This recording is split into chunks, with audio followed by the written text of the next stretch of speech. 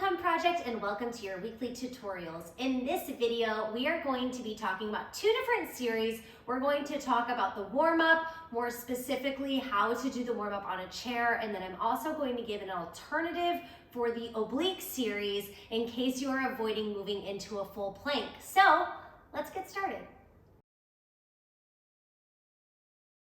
So our warm-up definitely has some intensity built in because we're moving into the single leg downward dog followed by a single leg plank, and we're really moving across the mat. So the chair can be a great option if you're feeling tight, maybe you're just kind of getting back into the groove of things.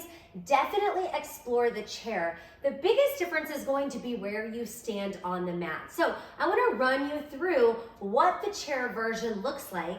Instead of starting at the back of the mat, you're actually going to start fairly close to your chair. The arms lift up on 1.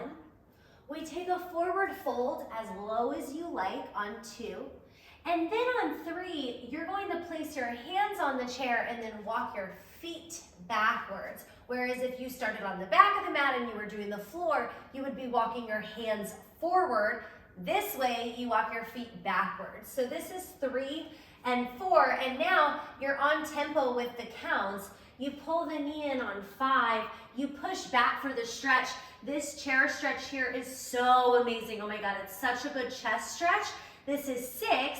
Then you're gonna step your leg in on 7, opposite leg comes in on 8. Now from here, again, counts are still staying the same. Sweep and lift the arms up on 1, lower them down on 2, then you're gonna wrap the leg, 3, hello balance, 4, and then you open up, 5, you take a bend on 6, and now instead of stepping to the back of the mat, you're just going to step forward to where you were. So if this is 6, you're coming forward 7 and 8 so that you can go again. Okay, this next little thing that I'm going to tell you about the warm-up is just a bonus, something you can try if you're, feeling frisky, I don't know. So yesterday I was doing the warm-up and I kept finding that when I was taking this transition and stepping to the back of the mat, I just felt a little bit awkward, like I wanted kind of something more in that. And so I started doing this little spin and it was really fun, and I want to show you all what it looks like.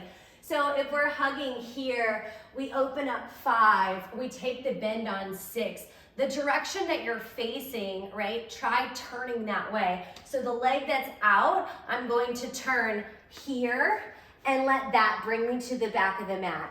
I mean, it's not necessarily physically hard, but I do think that it feels enjoyable as you move. So now we're going to talk about the oblique series and how to avoid moving into a full plank on this one. The counts are going to stay the same. It's just a little bit of an adjustment with the knees. So to begin, you'll be taking that torso tick-tock or the torso pulse side to side, and then the hands come down on 1. Now, instead of stepping the foot into a full plank on 2, what you're going to do is you're going to adjust your supporting knee. So what I'm going to do is I'm going to move it from being over here, like on the left line of my mat, and I'm going to move it a little bit more towards center and slightly behind my hip. So that's count 1. Then I'm going, that's count 2. Hands are count 1, knee is count 2. Now I can lift up on 3. I open my right knee out to the side on 4. Then I reach back for the cross on 5, and now I return back to kneeling 6.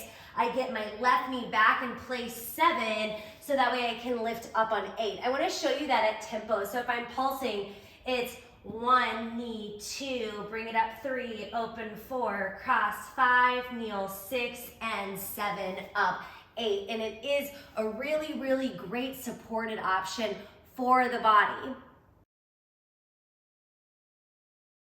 I also want to take a moment to give a little shout out to blocks.